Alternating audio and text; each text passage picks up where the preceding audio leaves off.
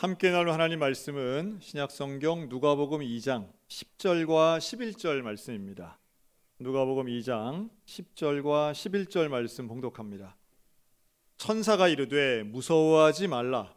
보라, 내가 온 백성에게 미칠 큰 기쁨의 좋은 소식을 너희에게 전하노라. 오늘 다윗의 동네에 너희를 위하여 구주가 나셨으니 곧 그리스도 주시니라. 아멘. 25일 날도 하긴 할 텐데요. 우리에게 있어서 이 성탄의 기쁨은 우리 모두에게 전해주신 정말 놀랍고도 기쁘고도 좋은 소식인 줄로 믿습니다. 베들레헴 들판에서 잠을 자지 않고 양떼를 지키던 목자들에게 나타난 천사가 있었습니다. 천사를 보고 목자들이 막 두려워하고 무서워할 때에 무서워하지 말아라.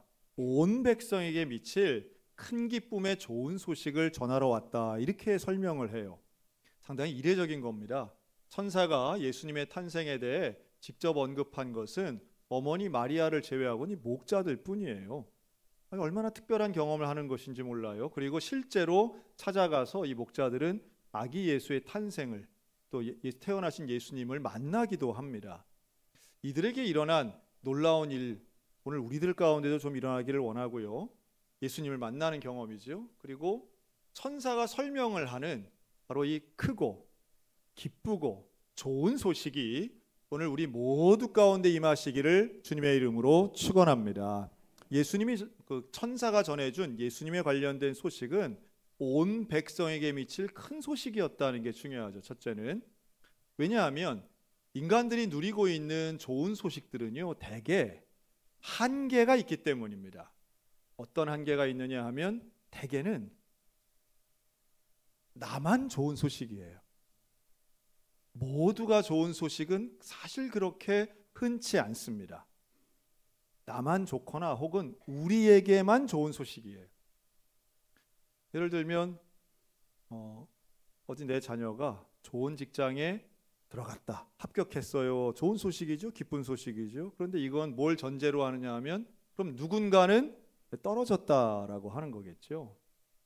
운동 경기에서 열광하며 열심히 응원했는데 승리를 했다. 기쁜 소식이죠. 그러나 누군가는 패배한 것을 전제로 합니다.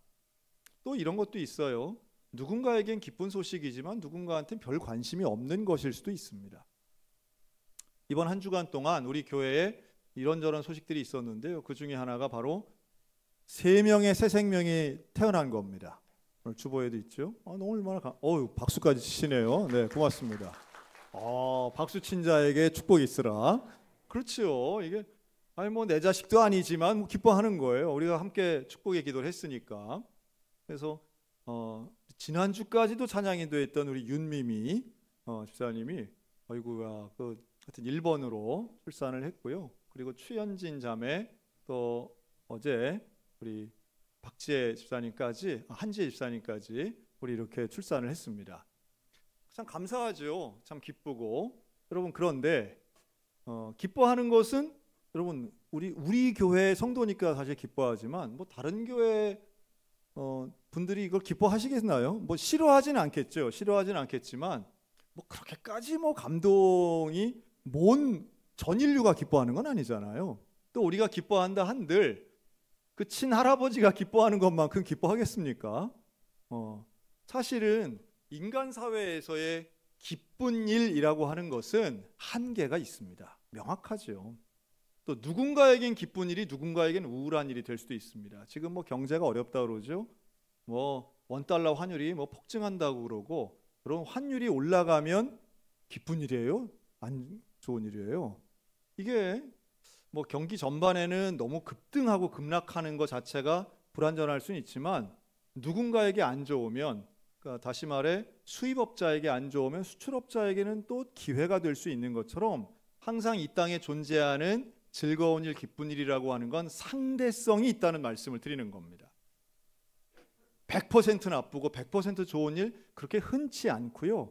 모두에게 영향을 끼치는 일조차 사실은 많지 않습니다.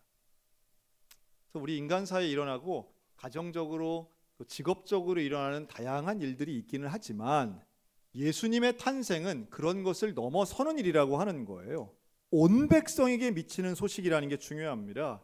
이게 얼마나 큰 소식이냐 하면 모든 인류에게, 유대인에게, 이방인에게, 또 문화권에 상관없이 2000년 전이나 지금이나 오늘 우리들에게도 똑같이 적용할 수 있는 놀라운 소식, 그게 바로 천사가 목자들에게 전한 첫 번째 소식입니다. 두 번째는 이게 기쁨의 소식이라는 거예요. 기쁨. 근데 기쁘면서도 좋은 소식이라고 말하죠. 우리는 기쁨에 대해 관심 많죠. 기뻐하는 거는 뭐 나쁜 건 아닌데요. 그래서 제가 조금 깊이 한번 생각해 보면 기쁜 것이 꼭 좋은 것인가 라고 하는 것은 생각해 볼 필요가 있습니다. 그렇죠? 기쁨은 감정적인 것이고요.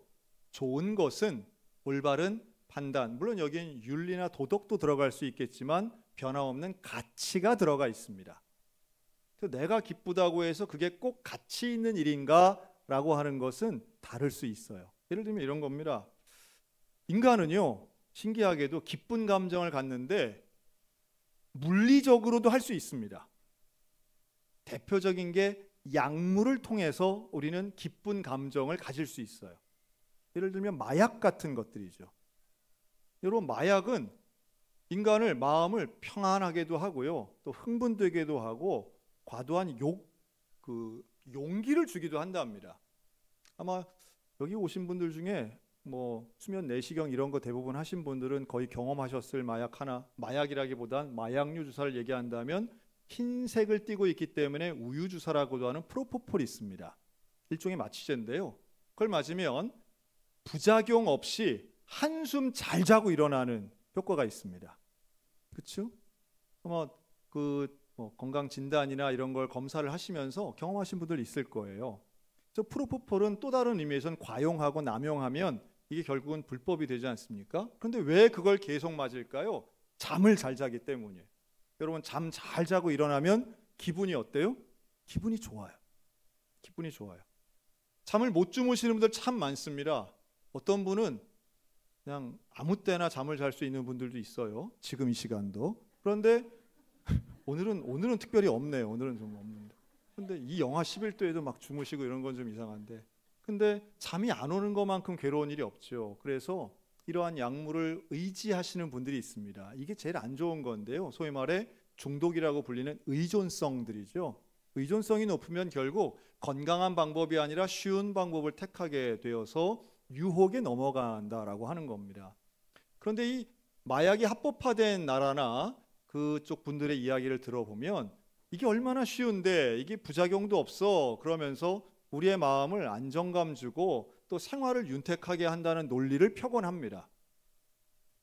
그러니까 기쁜 감정이라고 하는 건 만들어낼 수 있다는 취지에서 제가 지금 말씀드리는 거예요. 기쁘다고 다 올바른 게 아니라는 거죠. 근데 이렇게도 볼 수 있습니다. 감정을 만들어내는 게 오히려 쉬워요. 우리는 내 입맛에 혹은 내 취향에 맞는 것을 고르는 게 마치 나의 권리이고 그게 올바른 일이라고 생각하는 경향이 있습니다. 잘 생각해야 됩니다. 내 취향이 꼭 올바르거나 옳은 일이 아닐 수도 있는 거예요. 제가 좀 이런 예를 한번 들어드리고 싶은데요. 저는 어릴 때 저희 할머니하고 대화하면서 이런 적이 있습니다. 어린이들은 아이스크림을 좋아하잖아요. 그런데 전 세계에 있는 모든 할머니들은 아이스크림을 어떻게 해서 즐겨 드실까요? 안 드실까요? 안 먹습니다. 전 세계, 특히 우리 한국 할머니들 중에 아이스크림 먹고 싶어 이런 70세 이상의 할머니는 저는 본 적이 없습니다. 다 뭐라 그래요? 이 시려, 몸에 안 좋아, 속상해, 뭐 이런 거예요. 그런데 저는 아니 이 맛있는 걸 왜 안 먹나? 그렇죠? 아이스크림 이렇게 맛있는 걸 왜 안 먹나? 또 사탕 먹으면 어떻대요? 충치 생겨. 근데 그래서 어릴 때 왜 내가 맛있다고 하는 건 왜 다 안 된다고 하나? 그런 생각을 해봤어요. 그래서 저는 나는 자식을 키우면 꼭 이걸 많이 먹여야지 이런 생각을 했던 적이 있습니다. 중학교 한 2학년 때까지. 이거 왜 그럴까? 그런데 나이를 먹으면서 깨달은 진리가 하나 있는데요. 맛있으면서 몸에도 좋으면서 싼 거는 없구나 하는 생각을 했어요. 그렇죠? 아주 그냥 입맛에 착착 감기는데 건강에 좋고, 그런데 값이 싼 그런 게 있을까요? 그런 건 거의 존재하지 않습니다. 왜 그럴까요? 13살짜리 입맛을 생각해 보니까 얘네들은 엄마가 정성스럽게 차려주는 건강밥상, 아니 외할머니가 차려주는 나물을 위주로 한 건강밥상보다는 편의점에서 파는 인스턴트를 훨씬 좋아하잖아요. 왜 그럴까요? 그게 훨씬 맛있으니까, 내 입에 착착 맞으니까. 정성스럽게 만든 오곡밥보다는 햇반을 더 좋아하잖아요. 신기하죠? 그럼 밥일 뿐인데도 그렇더라고요. 그럼 우리는 알 수 있어요. 쉽게 접근할 수 있는 것, 내 입맛에 편하게 먹을 수 있는 것이 꼭 좋은 건 아니라는 말씀입니다. 탄산음료 싫어하는 애들 거의 없습니다. 그러나 그것은 왜 좋은 것, 입에 맞는 것, 혹은 내 취향에 맞는 것이 왜 안 좋은 결과를 가져올까? 그리고 왜 할머니들은 그걸 그렇게 극구 말릴까? 그걸 왜 말릴까요? 건강에 안 좋은 것을 알기 때문입니다. 밀가루를, 고기 위주의 식단은 결국 그 순간엔 모르지만 차가운 거 자꾸 먹고 아이스크림만 많이 먹으면 그 순간엔 몰라요. 그 순간엔 별 차이가 없어요. 얼음을 와그작 씹어 먹어도 끄떡없어요. 고기를 바짝 태워서 숯덩어리를 먹어도 끄떡없는 나이가 있어요. 그런데 그렇게 먹으면 10년, 20년, 30년 지난 다음에 어떻게 돼요? 이는 상하고 당뇨가 생기고 건강에 이상이 있고 고지혈증, 고혈압이 온다는 것을 경험을 통해서 알게 되는 거예요. 그런데 경험을 통해서 아는 사람들이 말을 하면 13살짜리가 들어요, 안 들어요? 안 들어요. 왜냐하면 내 몸은 끄떡없으니까. 아무리 먹어도 살이 찌지 않고 어떤 걸 먹어도 뭐 아무 이상이 없으니 나는 맛이 없으면서 건강을 위해 억지로 먹는 게 아니라 맛이 있으면서 즐겁게 먹는 걸 선택하겠다는 거죠. 어떻습니까? 우리의 삶은 항상 선택 속에 있는데요. 그것은 기쁨을 위해서 선택하는 게 결국은 올바른 방향이 아니라는 것을 우리는 잘 알고 있습니다. 대개 진짜 좋은 것들은요, 처음에 그렇게 큰 기쁨이 안 나오더라고요. 여러분, 오늘같이 영하 11도인 이런 날은 밖에 나가서 잠깐이라도 야외 활동을 해야 되나요? 아니면 안 나가고 집 안에 있는 게 좋은가요?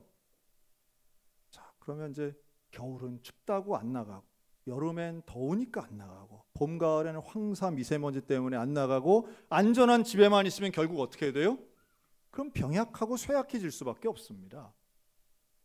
힘들어도 귀찮아도 사실은 나가고 햇빛을 좀 쬐고 운동을 해야 건강해진다는 건 상식 중에 상식이에요. 그런데 그 상식을 우리는 귀찮아서, 위험해서, 혹은 염려되고 귀찮아서 그거 안 하는 분들 되게 많죠. 뭐 저도 그렇습니다. 새벽기도 좋은 거 알지만 피곤하고 힘들고 바빠서 못 나가기 시작하면 습관이 안 되는 거랑 같은 겁니다. 사실은 좋은 습관, 좋은 것은요, 처음엔 접근하기가 되게 어렵죠. 그런데 습관이 들고 운동을 하고 학습을 하고 이러다 보면 결국엔 진짜 좋은 것에는요, 기쁨도 따라옵니다. 이 기쁨이 따라와요.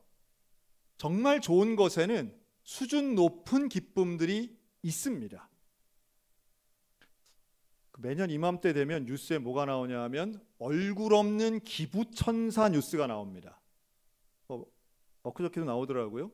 그러면 어디 뭐 주민센터 앞에 뭐 풀밭에 이렇게 종이 상자 안에 몇 천만 원씩 든 돈이 막 매년마다 전달되고 하잖아요. 자, 그분이 누군지는 몰라요. 그런데 우리가 충분히 추론할 수 있습니다.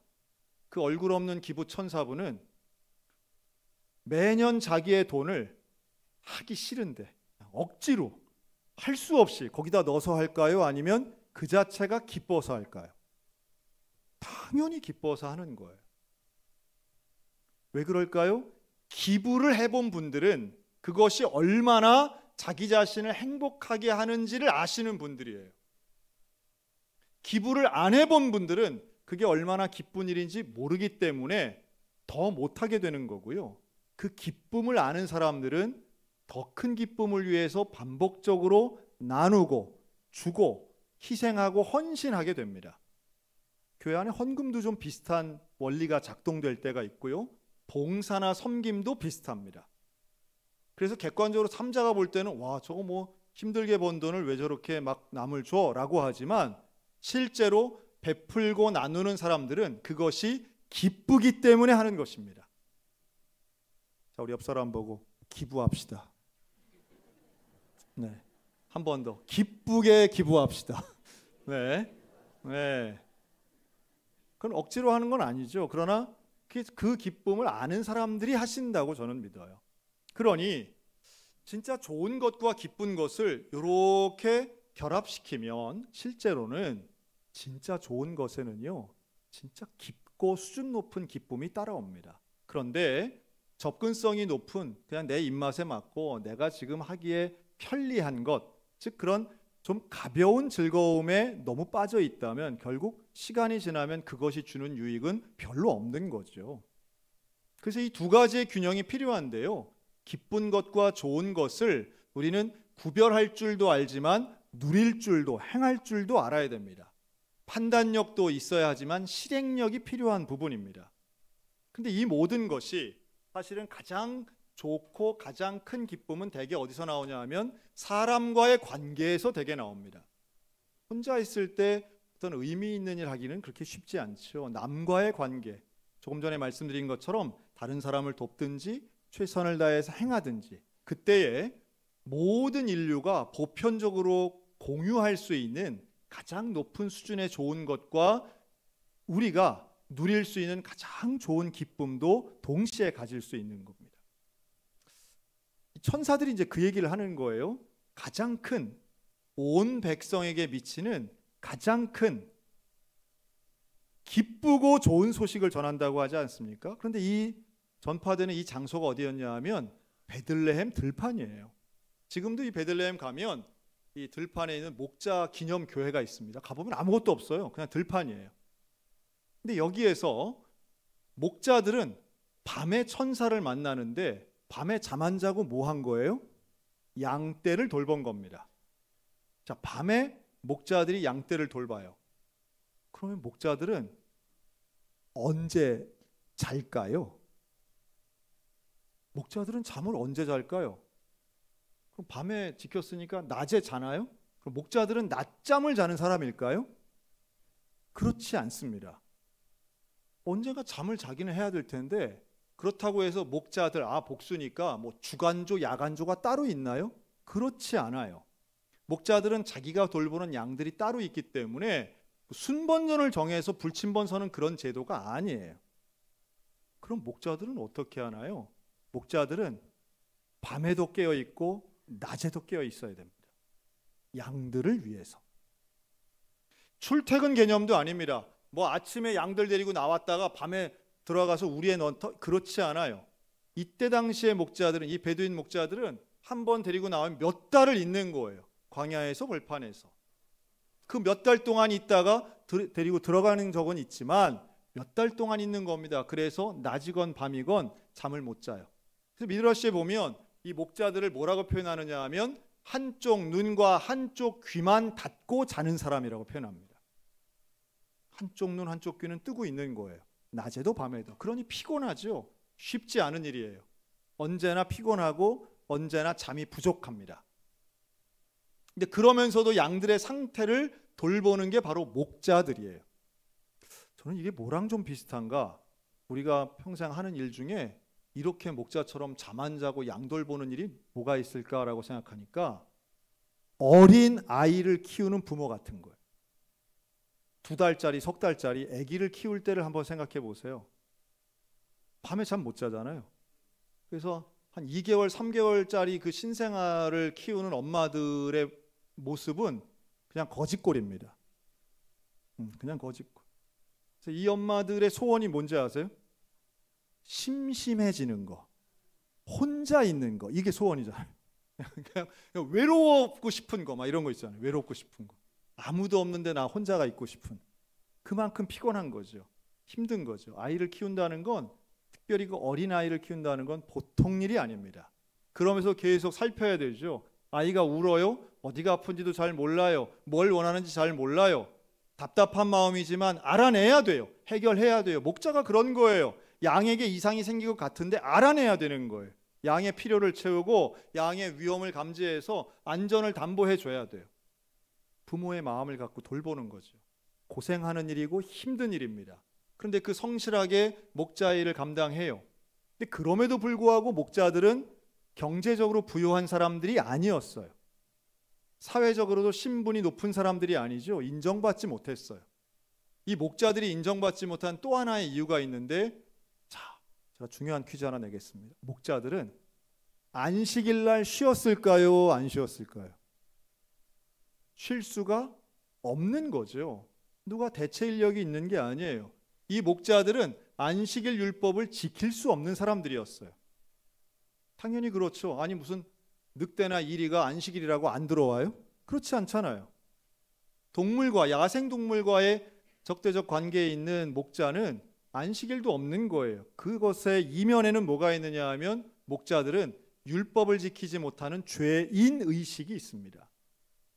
사람들은 목자의 어려운 일, 힘든 일에 방점이 있는 게 아니라 율법을 지키지 못하고 지저분하고 더러운 그런 사람들로 목자들을 치부하기 일쑤였어요. 그러니 목자들의 삶이라고 하는 건 힘들고 피곤하면서도 항상 깨어 있어야 되고 사회적으로 인정받지도 못하고 경제적으로 시간적으로도 여유가 없는 바로 그런 험악한 인생을 살던 사람들이었습니다. 아마 그쯤 되면 나랑 좀 비슷한데 하시는 분들도 있을 거예요. 매일마다 최선을 다해서 일하고 힘들고 지치게 살지만 누구에게 자랑할 만한 것도 아니고 여유가 생긴 것도 아니고 뭔가 눈에 보이는 괄목할 만한 성장이 있는 것도 아닌 인생들. 그럼에도 불구하고 성실하게 그 밤을 지키며 양들을 지키던 목자에게 천사가 찾아왔다는 거예요. 그리고 놀랍게도 그 천사가 전한 소식은 크고 기쁘고 좋은 소식이었다는 거예요. 여러분, 오늘 인생에 지치고 인생길 가운데 날마다 힘들고 나도 좀 이 생활에서 벗어나고 싶어 라고 생각하는 그런 인생들이 있으시다면 오늘 천사가 전하는 큰 기쁨의 좋은 소식에 귀를 기울이시기를 주의 이름으로 권면합니다. 천사가 찾아와서 다른 사람을 찾아간 게 아니죠. 왕궁을 찾아간 것도 아니고 귀족을 찾아간 것도 아니에요. 바로 우리와 같은 보편적이고 평범한 인생, 어떤 면에서는 남들에게 소외당하고 힘들게 살아가는 그 인생 가운데 천사가 찾아와서 가장 크고 가장 기쁘고 가장 올바르고 좋은 소식을 전하고 있습니다. 저는 보편적 인류에게 가장 필요한 소식이 무엇일까? 라고 생각하면 역설적이게도 이 베들레헴에서 한번 찾아봤어요. 2000년 전 그 베들레헴 벌판에서 천사를 만났던 그 목자와 천사가 만났던 그곳, 여러분 지금은 어떤 모습일까요? 지금 베들레헴에 가면 보면서도 믿을 수 없는 광경을 대합니다. 전 세계 어디서도 볼 수 없는 광경인데 그건 바로 분리장벽 장면입니다.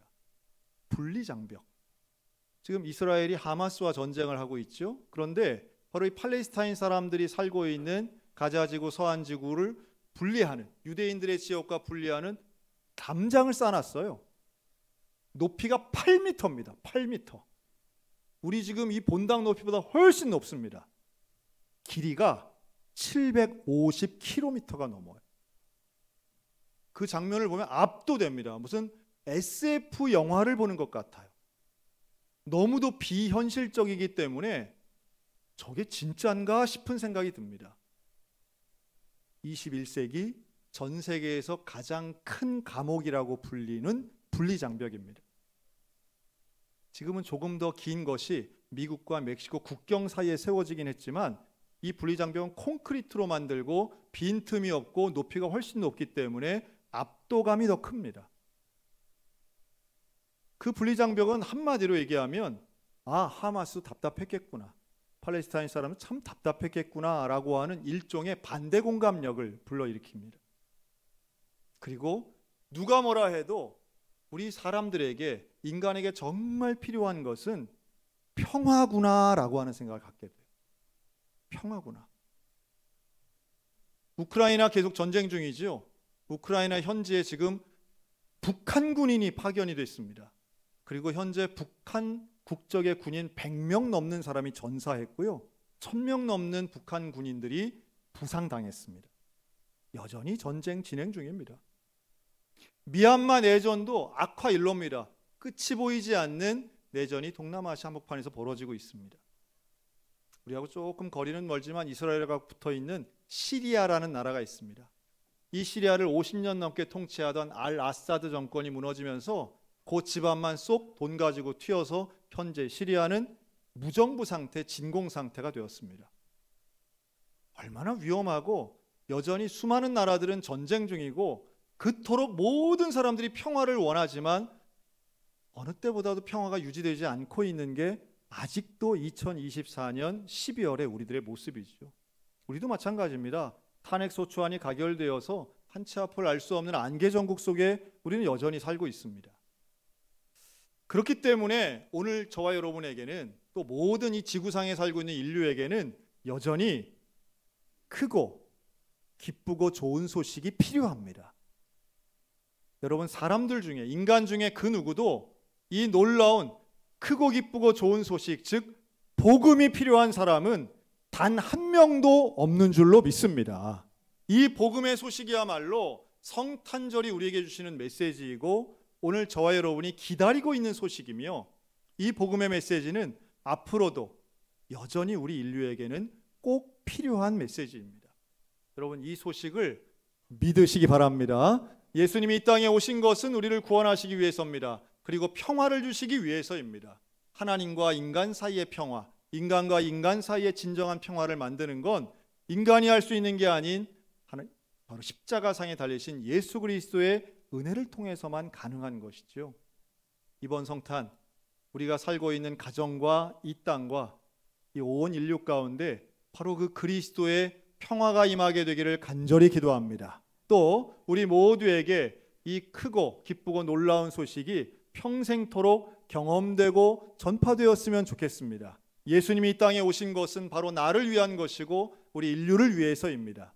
그리고 이 소식이야말로 2000년 전뿐만 아니라 오늘 우리들에게도 똑같이 적용되는 가장 귀한 소식이죠.